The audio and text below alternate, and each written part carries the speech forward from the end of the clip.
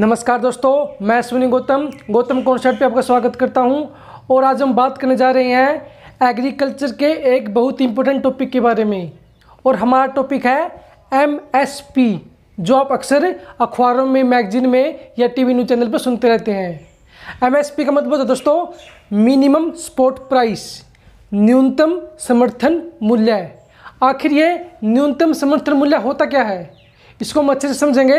अगर अभी तक आपने चैनल सब्सक्राइब नहीं किया तो कर लीजिए, ताकि टाइम पर आपको लेटेस्ट नोटिफिकेशन मिलती रही।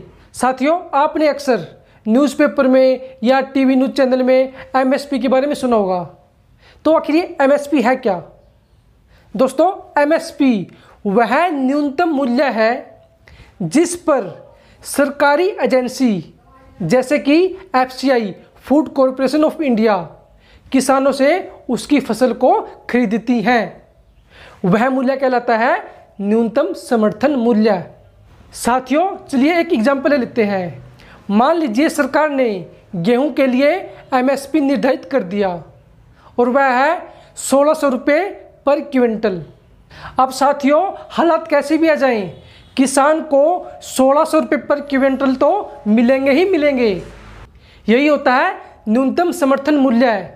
अब मैं यहाँ पे आपको एक बात तो बताना चाहता हूँ, जो एमएसपी की घोषणा की जाती है वह सरकार द्वारा की जाती है दोस्तों, और फसल की बुआई के समय या उससे पहले की जाती है।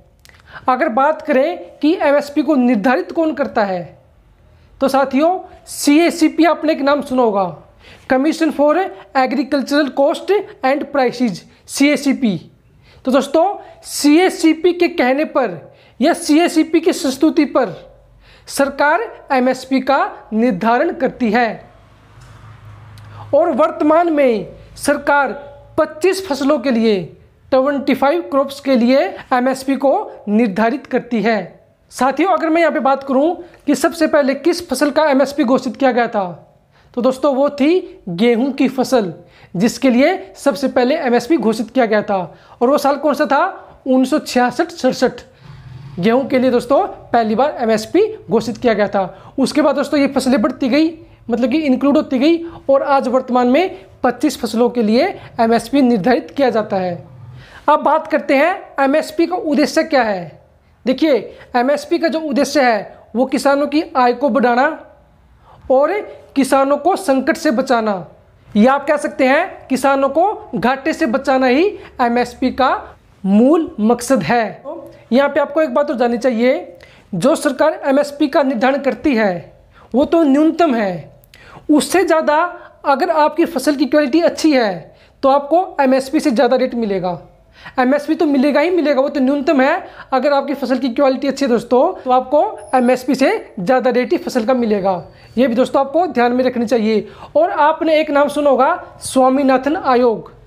दोस्तों, जो स्वामीनाथन आयोग था उसने एमएसपी को उत्पादन लागत से 50% ज़्यादा रखने की सिफारिश की थी, जो दोस्तों आज तक लागू नहीं हो सकी। इसमें सभी सरकारें आ चुकी हैं। जिस दिन स्वामीनाथन आयोग की सिफारिश लागू हो जाएगी दोस्तों, हद तक किसानों की जो समस्या है या जो किसानों को जो घाटा होता है वो काफ़ी हद तक कम हो जाएगा। सरकारें इस दिशा में काम कर रही हैं और हर साल लगभग एमएसपी को बढ़ा दिया जाता है। ठीक है दोस्तों, कई बार ऐसे भी होता है कि देश में कोई संकट आ जाता है तो रेट नहीं बढ़ पाता एमएसपी का, या थोड़ा कम हो सकता है, लेकिन दोस्तों फिर भी सरकारें अपनी तरफ से कोशिश कर रही हैं। और दोस्तों हम उम्मीद करते हैं भविष्य में किसानों को उसकी फसल का अच्छा रेट मिले।